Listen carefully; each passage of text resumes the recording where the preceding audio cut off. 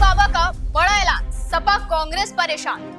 2027 से पहले बाबा का तगड़ा धाव, क्या भर देगा लोकसभा चुनाव वाला घाव।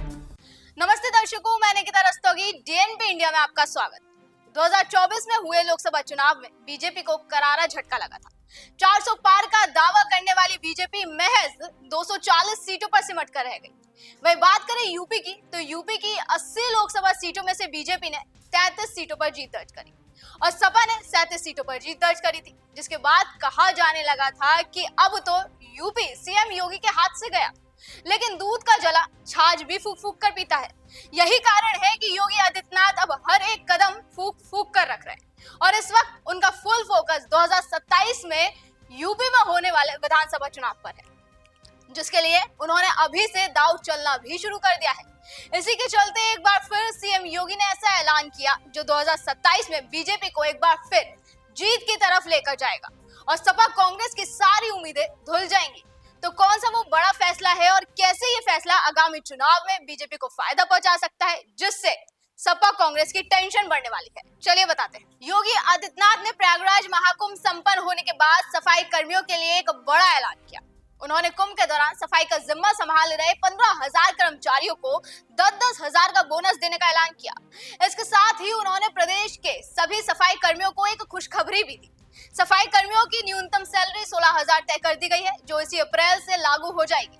सीएम योगी के इस ऐलान के बाद कई सफाई कर्मचारियों के वीडियो भी सामने आ चुके हैं, जो यूपी सरकार के इस फैसले से बहुत ज्यादा खुश नजर आ रहे हैं। सफाई कर्मचारियों के लिए ये निश्चित तौर पर एक बड़ा राहत भरा फैसला है। न्यूनतम सैलरी में ये इजाफा उन्हें बढ़ती महंगाई से निपटने में काफी मदद देगा। इसके साथ ही राज्य की बीजेपी सरकार को भी ये आगामी विधानसभा चुनाव में मदद पहुंचा सकता है। कैसे, वो भी आपको बता देते हैं। दरअसल साल 2011 में हुई जनगणना के मुताबिक उत्तर प्रदेश में अनुसूचित जनजाति की आबादी 20.7% है। यही आबादी आमतौर पर सफाई या मैला ढोने का काम करती है। वैसे तो ये वोट बैंक हमेशा से बहुजन समाज पार्टी का रहा है, लेकिन चुनावों में मायावती के नरम रुख से ये आबादी बीजेपी, सपा और कांग्रेस की तरफ आकर्षित हुई है।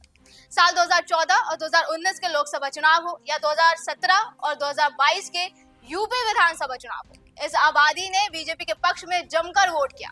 हालांकि पिछले लोकसभा चुनाव में ये वोट बैंक पूरी तरह बीजेपी से छिटका हुआ दिखा। प्रदेश की अनुसूचित जाति वाली सीटों पर बीजेपी का परफॉर्मेंस खराब रहा था। इंडिया गठबंधन ने पूरे चुनाव के दौरान बीजेपी द्वारा संविधान बदलने और आरक्षण खत्म करने का नैरेटिव सेट किया था और पार्टी के 400 पार के नारे को इससे जोड़ते हुए दलित वोटर्स को अपनी ओर खींचा, जिसमें वो कहीं ना कहीं सफल हो रहे। नतीजा ये हुआ कि यूपी में अनुसूचित जाति के लिए आरक्षित 17 सीटों में से बीजेपी को 9 पर हार का सामना करना पड़ा, जबकि 2014 में बीजेपी इन सभी सीटों पर जीती थी और 2019 में भी पार्टी ने इनमें से 15 सीटों पर कब्जा जमाया था। यानी साफ है कि यूपी की 20% आबादी बीजेपी से छिटक चुकी थी।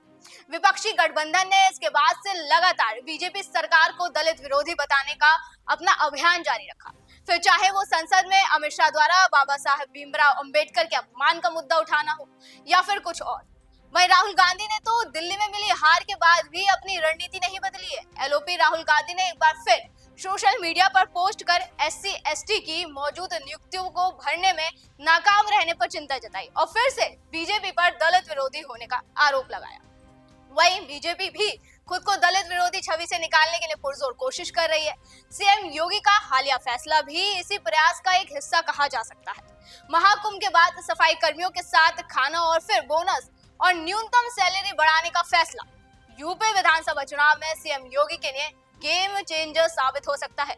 लोकसभा चुनाव के बाद सपा और कांग्रेस जिस तरह से यूपी से योगी सरकार की छुट्टी होने का दावा कर रही थी, वो इस फैसले के बाद निश्चित तौर पर थोड़ी टेंशन में जरूर होंगे। अभी के लिए इतना ही। आप देखते रहे डीएनपी इंडिया। नमस्कार।